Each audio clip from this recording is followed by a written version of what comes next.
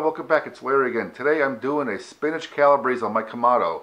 A spinach calabrese, for those who don't know what it is basically just a pizza calzone with spinach inside.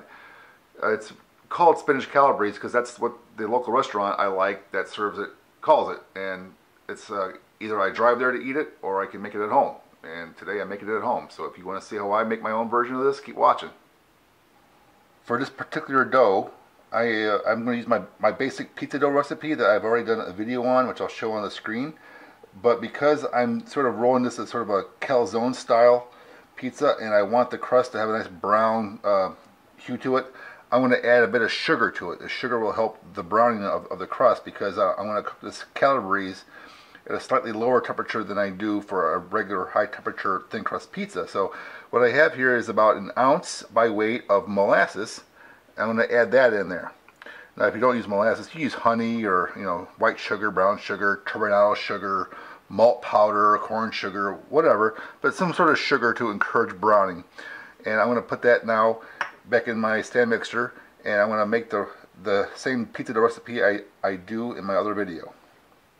What I have here is a bunch of fresh spinach that's been washed and destemmed.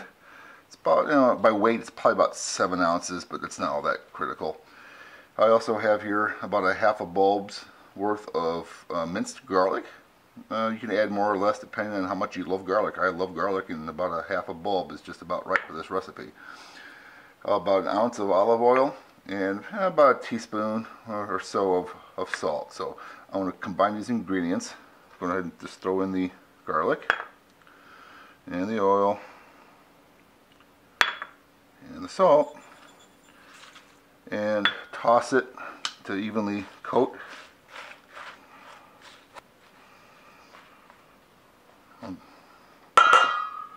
Okay, there we go. So let's let it sit for at least a couple hours.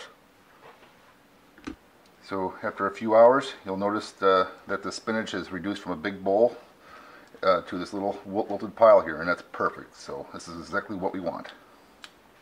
Onto the cheese blend. What I have here is a 4-cheese blend I'm going to use. I'm not going to use all of this for just the calabrese. I'm actually making other pizzas for the kids as well. So this is about a total of about 15 total ounces. You only need about half of this for the calabrese. So say 7 or 8 ounces of shredded mixed cheeses. This is both hard and soft cheese. I got the parmesan, romano, scamorza, and fontina kind of equally mixed in here. About a 50-50 mix of hard and soft cheeses. So I'm going to go ahead and start putting that on the pizza.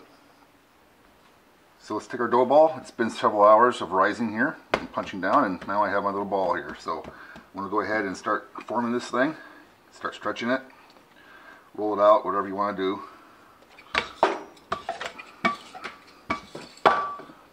Okay, take the pan, bring it over, throw this on. It doesn't have to be perfect because we're going to fold it in half. So just sort of get it under roughly, just like that. So let's throw in some sauce.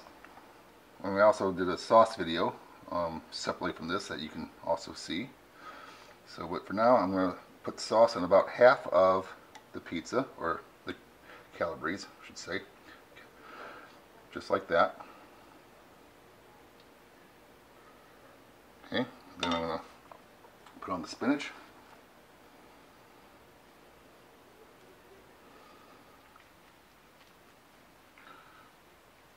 Okay, then I'm going to sprinkle on some oregano.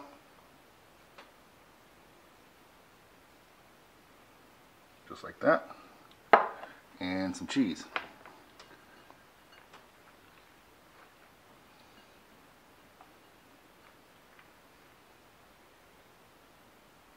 Got a little cheese. Just like that. And then we're going to take this other half. I'm going to pull it right over the top. Try to stretch it to meet the other lip. Just like this. And what you want to do here is pinch it down and fold it over.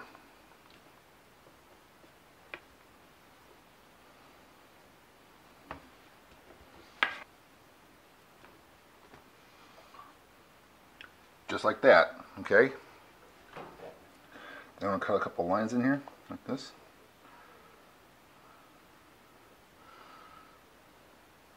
And let's go throw it on the grill. Okay, I got the grill well, hovering between 450 and 500 degrees. So I'm going to just go ahead and open this up.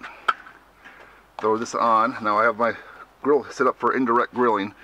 So I have a heat deflector here to heat underneath, and to keep the crust from burning. So this is my setup, and I'm going to go ahead and close the lid, and I'm going to monitor this for probably another 5 minutes, and I'll come back. About 5 minutes. Let's just take a quick peek at it. It's coming along pretty good. There we go. So let's let that continue cooking. Now what I have here, I checked on this thing a little bit, and you can probably see here, well, you probably can't see on the back side here, it's starting to turn a little bit dark and blackened right there. So if that starts to happen, that means your grill's a little too hot, and you can actually close your vents some more and try to get it down to a lower temperature of maybe just a little bit around 400 to 425 instead of a 450 or higher temperature. Okay, it's been about 18 to 20 minutes here, roughly about 450 on average. This whole cook, a little hotter at first, a little cooler afterwards, but it looks, you can see here, it looks pretty darn good. So let me take a look here at the crust. Oh yeah, that's a delicious looking crust right there. It's golden, ready to eat. So let's pull the sucker off. And there it is, a delicious spinach calabrese, ready to eat. Let's carve it up. There's the cross section. Looks really good. Look at that. Man. Thanks for watching. Be sure to check out other videos on my YouTube channel, and don't forget to subscribe.